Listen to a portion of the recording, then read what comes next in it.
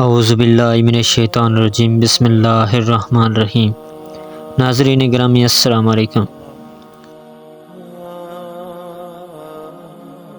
ناظرین گرامی، موضوع شروع کرنے سے پہلے ہمارے چینل پر نئے ہیں تو ہمارے چینل کو سبسکرائب اور بیل آئیکن کو دبا دینا تاکہ آنے والی ہر ویڈیو کا کمنٹس پہلے آپ تک پہنچے۔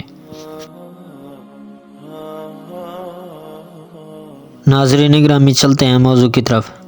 ناظرین گرامی، آج کا ہمارا موضوع ہے افضل کلام، اور کس پیغمبر نے لا الہ الا اللہ سب سے پہلے پڑھا کا ذکر کریں گے۔ معزز ناظرین گرامی، بحسب الاسناد اسبق بن نباتہ سے روایت ہے، وہ بیان کرتے ہیں کہ میں نے حضرت امیر المومنین علیہ السلام سے سنا،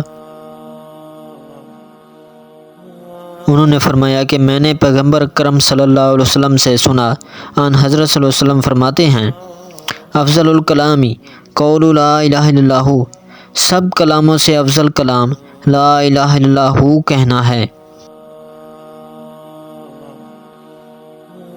وافضل الخلق اول من قال لا الہ الا اللہ، اور تمام مخلوق سے افضل و برتر وہ ہے جس نے سب سے پہلے لا الہ الا اللہ کہا۔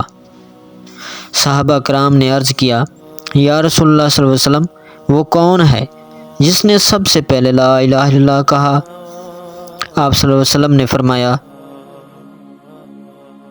وہ میں ہوں، جب کہ میں اللہ کی بارگاہ میں حاضر تھا، میں اس کی وحدانیت بیان کرتا رہا، اس کی تسبیح و بزرگی، اس کی پاکیزگی اور بزرگی بیان کرتا رہا تھا، اور میرے ساتھ ایک نور تھا جو میرا گواہ تھا۔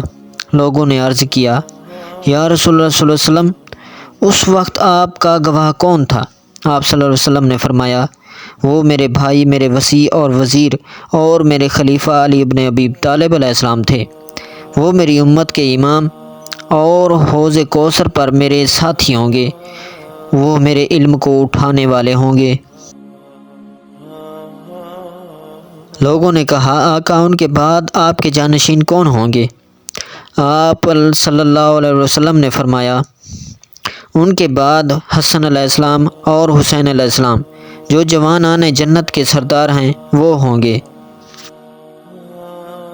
پھر حسین علیہ السلام کے بعد ان کے فرزند علی علیہ السلام، ان کے بعد محمد، پھر جعفر، پھر موسیٰ، پھر علی، پھر محمد، پھر علی، پھر حسن، ان کے بعد حجت القائم ہوں گے، اور وہ قیامت تک میرے جانشین رہیں گے۔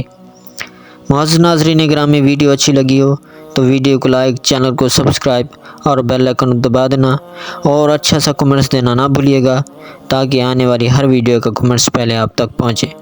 اگلی ویڈیو تک دیجیے ہمیں اجازت، اللہ نگہبان۔